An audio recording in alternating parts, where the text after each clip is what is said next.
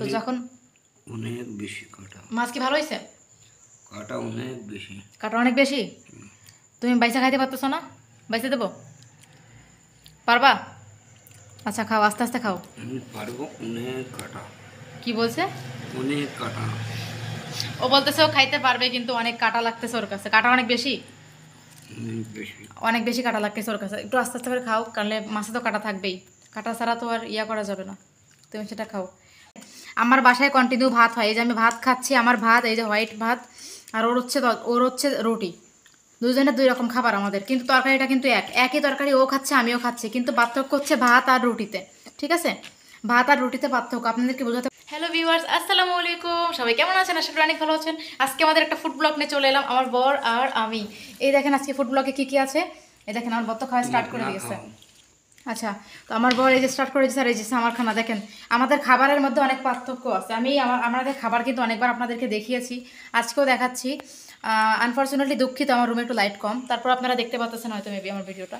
এ দেখেন ও আসলে কি খায়। এ দেখেন ও খায় রুটি, দেখছেন এই যে ওর হাতে বানানো রুটি দেখতে পাচ্ছেন। এই রুটি ওর জন্য তৈরি করতে হয়। তবে ভালো কথা, রুটিটা আমার শাশুড়ি মা বানায়, আমার বানাতে হয় না। কারণ সবার জন্য রুটি বানাতে হয় তো উনি দেয়, আর আমার খাবারটা আমি তৈরি করি, বাট তরকারিটা আমি বানিয়েছি। এই দেখেন এটা আসলে বেগুনের তরকারি, আর সাথে এই যে মাছ ফ্রাই আছে। আমি মাছের মাথাটা ফ্রাই করে নিছি। মাছের মাথা ও আসলে খায় না, তো মাছের মাথা নিয়েছি এখানে। আবার এখানে দেখেন মাছও নিয়েছি এক টুকরা। এখানে ওর জন্য মাছ দিয়েছিলাম, মাছগুলো ও ভেঙে ফেলছে নিজের হাত দিয়ে। ফ্রাই করা হয়েছিল মাছগুলো। এই যে এখন এই যে খাচ্ছে, ও কিন্তু মাছও খাবে। দেখেন ওকে আমি মাছ দিয়েছি প্লেটের পাশে, এই যে মাছ।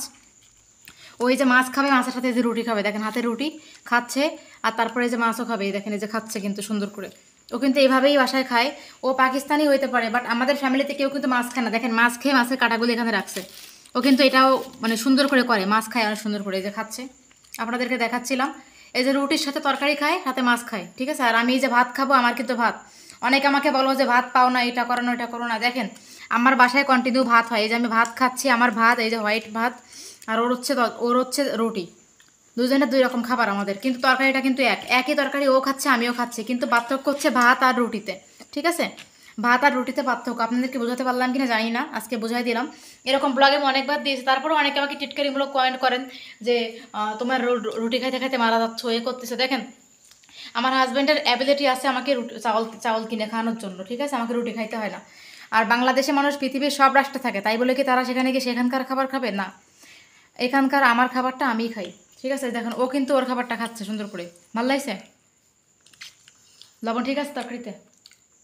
লবণ ঠিক আছে?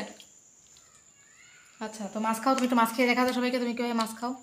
ও এখন রুটি খাচ্ছে, তো ও আসলে লাস্টে মাছ খায়। কারণ আসলে আমরা যেভাবে ভাতের সাথে এরকমভাবে মাছ নিয়ে খাই, পানিও যে আছে, ভাতের সাথে মাছ নিয়ে খাই, এভাবেও খায় না। কারণ এভাবে খাইতে গেলে মানে ওর আসলে কাটা কাটা হয়ে যাবে, এভাবে তো বোঝে না।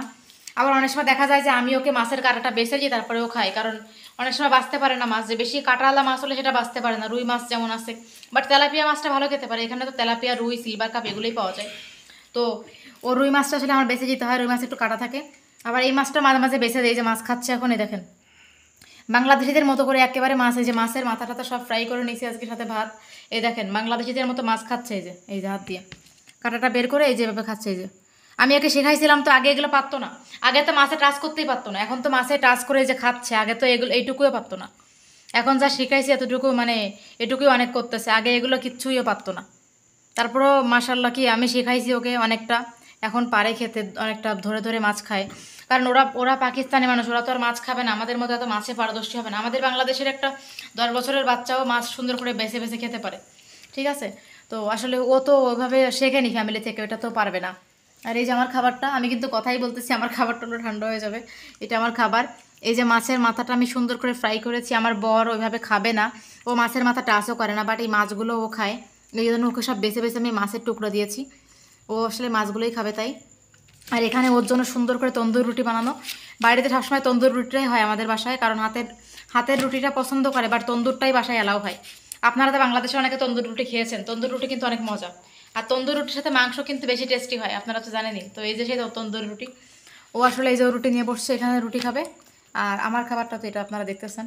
এই যে কিন্তু পুরোপুরি মাছটা কিন্তু খাই ফেলবো। খাইছো? খাও, কি হয়েছে? ভালো লাগে না? খাইতে পারবা না? খাইতে পারবা না? পারবা তো? পারবা বলো? তুমি পারবা না বলো, এদিকে বলো। এই আমার আমার প্লেটে উঠাই দিচ্ছে আবার কেন? খাও তুমি, ভালো হয়নি? ঠিক আছে।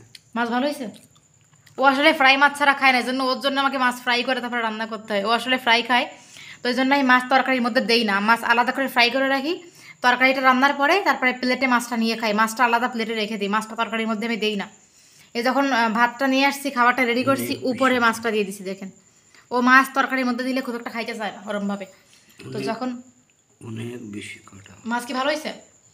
কাটা অনেক বেশি। কাটা অনেক বেশি? তুমি বাইসা খাইতে পারতেছো না? বাইসে দেবো? পারবা? আচ্ছা খাও, আস্তে আস্তে খাও। আমি পারবো, অনেক কাটা, কি বলছে?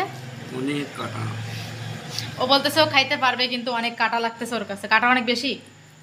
অনেক বেশি। অনেক বেশি কাটা লাগতেছে ওর কাছে। একটু আস্তে আস্তে করে খাও, কারণ মাছে তো কাটা থাকবেই। কাটা ছাড়া তো আর ইয়া করা যাবে না। তুমি সেটা খাও। আর যে আজকে দুজনের খাবারের মেনুতে এইগুলোই ছিল আমাদের, তরকারির সাথে মাছ। এই যে সে মাছ তো খাচ্ছে সুন্দর করে, এই যে ওকে অনেক মাছ দিছিলাম, বাট বেশি মাছ খায় না, দেখেন আমার প্লেটে উঠাই দিছে আবার। বেশি মাছ খাইতে চায় না ও। আর আমি তো মাছ খাই, কিন্তু মাছ তো আমার অলওয়েজ আমার বাসায় থাকে, কারণ পাকিস্তানে অলওয়েজ তো মাছ পাওয়া যায় না। আমি ফ্রিজিং করে রাখি, আর যখন মাছের সিজন হয়, এখানে সিজনে মাছ আসে, তো যখন মাছের সিজন হয় তখন আবার ও মানে আমার জন্য বেশি বেশি করে মাছ নিয়ে আসে, সেটা আমি রেখে দিই। আর আনসিজনের জন্য বেশি করে মজুত করে রাখি ফ্রিজে, যাতে সারা বছর খাইতে পারি। বাট এগুলো তাজা মাছ, এইগুলো আজকে আসছে, তাই আজকে আমি তাজা রান্না করছি। তাজা মাছ আসলে আগে মাথাটাকে রান্না করি, মাথাটাকে ফ্রাই করি। তো যাই করে ফেলছি সুন্দর করে। আর জানি না কেমন রান্না, অনেকে বলো, আমার বর কিন্তু আমার রান্নার খুব প্রশংসা করে, জানি না কেমন রান্না করলাম, বাট আমরা খেতে পারতেছি, এটাই অনেক। আর আমি খুব ভালো রাঁধুনি না বা এক্সপার্ট না, মায়ের বাড়ি থেকে ওভাবে শিখে নাই, বা আমার মা আমাকে দিয়ে কাজও করায়নি। তো যতটুকু শিখছি নিজের হাতে, এখানে এসে শ্বশুরবাড়িতে এতটুকুই। বেশিরভাগ রান্না আমি ওর কাছ থেকে শিখছি, অনেক ভালো রান্না করতে পারে। বাই দ্য ওয়ে, কাটা বেশি খেতে পারবা না? অনেক বেশি। আচ্ছা খাও, তুমি আস্তে আস্তে কষ্ট করে খাও। इस मास में অনেক বেশি কাটা। ও বলতেছে মাছে অনেক কাটা, আস্তে আস্তে খাও, কাটা লাগবে না। খাও আস্তে আস্তে করে, হ্যাঁ ধীরে ধীরে খাও, নাহলে তো কাটা ফুটবে তোমার। মাছ খাচ্ছেও। এই হচ্ছে আমাদের রাতের মেনুর আজকে খাবার, বন্ধুরা তোমাদের সাথে শেয়ার করে দিলাম। আর আমি তো ব্যাস আজকে বিন্দাস খাবো, কারণ মাছ আর ভাত আমার তো ফেভারিট খাবার। দেখো সুন্দর না?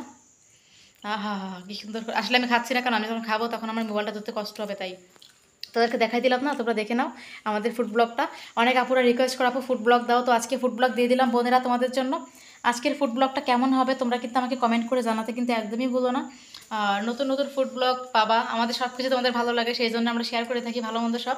সঙ্গে থাকো, তোমাদের সাথে দেখা হচ্ছে নতুন ভিডিওতে। আজকের মতো আমি টাটা বাই বাই করে দিই, আল্লাহ হাফিজ।